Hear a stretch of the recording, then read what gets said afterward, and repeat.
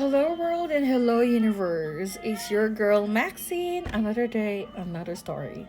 Okay, of course, I just want to make you a live update again. Although you don't care at all, but I still want to share with you guys.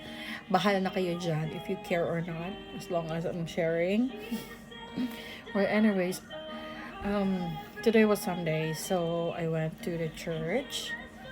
Siyempre, nagsimba ang girly nyo. Tapos, I was listening to Pastor Arman sa sermon niya this morning. Tapos sabi niya sa sermon niya na if some door closes daw, kung ano ang nangyayari sa life mo ngayon, if you're struggling or kung anong mga nangyayaring pinagdadaanan mo, that means that's the part of the Lord's will, ganon. Tapos, grabe talaga guys. Alam mo yung for the whole 1 hour, kasi yung ano namin is 2 hours. Talagang, alam mo yung every time na pumunta ako ng church, hindi talaga ako inaantok guys. As in like, hindi talaga. Talagang nakikinig talaga ako. Nafe-feel ko talaga yung mga sermon ni Pastor Arman na pumapasok talaga. Girl, sa dibdib niyo. Sa dibdib ko. Yun. Tapos talagang very intense. And then, actually, hindi ko alam na meron palang ano ngayon, na merong outreach program ng Philippine Embassy. So, si Maninay, si Girly, after ng church, nagsabi sa akin si ate, sa Amelia, pupunta kami ng ngayon, na merong outreach program yung embassy. Sabi ko, ha? Meron ba? Sabi ko ganun. Sabi niya, meron. Sabi niya, baka gusto mong Sabi ko, wala po akong wala akong schedule. Hindi ako nakapagpa-schedule. Sabi ko ganun. Sabi niya, try mo lang. Sabi niya ganun. Sabi ko, okay. So, yung lola niyo, bumalik ng condo. Char. Bumalik ako ng building namin. After ng sabi niya, tara na. So, kinuha ko yung documents ko dito. Tapos, girl, pagdating ko doon, tapos yun na, si ate mo, sabi niya, maldats pa si ate mo, but she's very kind naman kasi busy siya. Sabi niya sa akin, wait a moment, sabi niya ganon, sabi niya for a while daw. Sabi ko, kasi ako may kailangan, hindi ako nagbinalita, and besides, alam mo yung parang, pumapasok pa rin yung mga sermon ni Pastor Arman. Sabi ko, Sunday ngayon, kailangan mo magpakabait, girl. You need to be calm, blah, blah, blah. Ikaw may kailangan ka na. So, ako, wala sa araw ko yung magbinalita or something. They have the right, although they work at the government. Pero okay lang naman, after nun, nakinater niya yung ko. Sabi ko, wala po akong ma'am. Sabi ko, wala akong schedule. Okay lang ba? Sabi ko, ganun. Sabi niya, oo, okay lang. Si Maninay, pag sabi na okay lang, plakado, dala ko yung documents ko. Ayun, nakapag-verify si Maninay. Naka-verify na. Tapos, yun, I verified my documents. Tapos, ayun. And guess what, girl? Nakapagpa-owa pa ako. Yan, diba? Alam mo yung miracle ni God, yung parang hindi mo siya maano ba, in a simple ways, na mayroong taong tutulong sa'yo, diba? Girl, I'm OWA member. Bitch. Period. Diba? And, alam mo ba? And another thing, kasi, ang tagal ko nang hindi na-open tong another phone ko. It's been a while ito. Kasi, akala ko nga nasira. Tapos, the other day, alam mo, he's working, akala ko, kasi nga, I was thinking na sira na talaga siya, hindi na siya under, na dili na dyan sa mo under die, so I can speak Tagalog, Bisaya, English, mix na lang tani ha.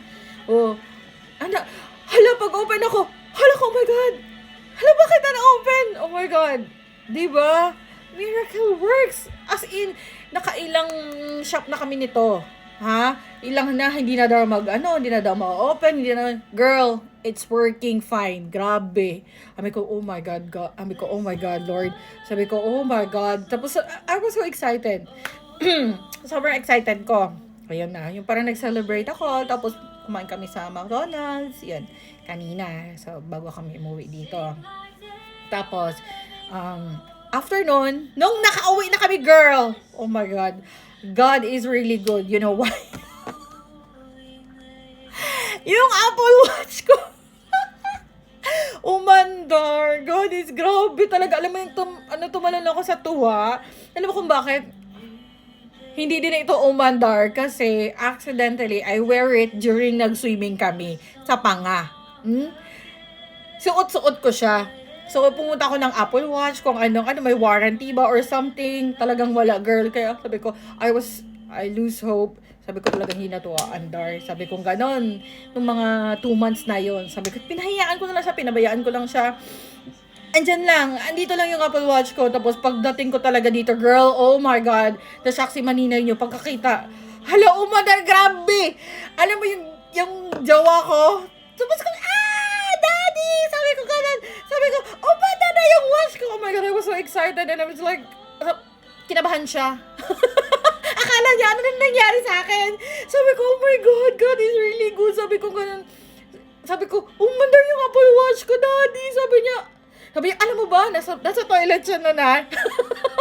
Naliligo. As in, kanina. Sabi niya, alam mo ba, kinabahan ako? Sabi ko kasi umanda na kasi yung Apple Watch ko. Alam mo yung tear, ako na sobrang, sabi ko, my God. Sabi ko, tama nga sabi ni Pastor Arman, sabi niya, if some door closes with you, guys, sabi niya ganun, maybe God is protecting you into something na hindi pwede sa'yo. Sabi niya ganun na, kailangan mong umalis sa mga bagay na gano'n, na hindi siya, maybe some toxicity or something. Sabi ko, it's a will of God. Sabi ko gano'n. Alam mo kung bakit? Kasi, may nagsabi sa akin, na-practice ko yung papers ko. Tapos, one member na ako. Tapos, umandar yung watch ko. I mean, like, some good thing is really happening with, yung konting bagay. Alam mo yung, praise God. As in, like, hindi ko talaga, alam mo yung feeling na, in a simple ways, na ganun lang na, mga, ni Lord sa'yo, na meron siyang ginagawang way to make you feel better. Alam mo yon, yung hindi mo siya nakikita, yung hindi mo siya, yung feeling mo na, why my life is like this, ano nangyayari, gano'n. Tapos, maano mo lang siya na, oh my God, it's really happening na talaga na something. I don't know, guys, I couldn't explain. You get me? Alam mo yun, nakukuha niyo yung point ko. Alam mo, hirap explain eh. But, yeah, just, yun lang. I was happy. Tumatay yung mga balahibo ko, girl. As in, grabe talaga. I'm so overwhelmed. Yung parang arte yan. Basta nalipay dyan ko. Nga na, dyan akong nafilambot nga, Basta, grabe dyan akong, basta, ambot. Diba? Kana na lang, basta, ambot. Ayan, ay, pag minagdito dry. So yeah, so my Apple Watch is working after almost 3 months. Thanks God. Amen. Ngayon nagagamit ko na siya, 'di ba? So hindi ko na kailangan siyang ipaayos, 'di ba? So sabi nga na sa akin ng na pumunta ako sa eye center. Malamig ng aircon. Malamig ba? Ano ba? 24. So, di ba hindi na ako gagaso? Sabi niya kasi sa akin, bumili daw ako ng bago. Sabi niya, you need to buy a new one. Sabi niya ganon, kasi naman sa ipaayos daw. Parang bumili na lang din daw ako ng bago. Sabi ko, oh my God, I lose hope. Sabi ko ganon, kasi gift nga to sa akin ni John. So, yeah, I'm so thankful. Thank you, Lord. Alam mo yun, yung all positive is happening in your life. Paunti-unti. I was just happy. That's why I share with you guys how God really works in your life. If you feel down, I think, lang yan siya. Trials lang yan siya. Just overcome. Ganun lang. Just pray. I always pray. Yun lang talaga ang power natin. Yan, pray.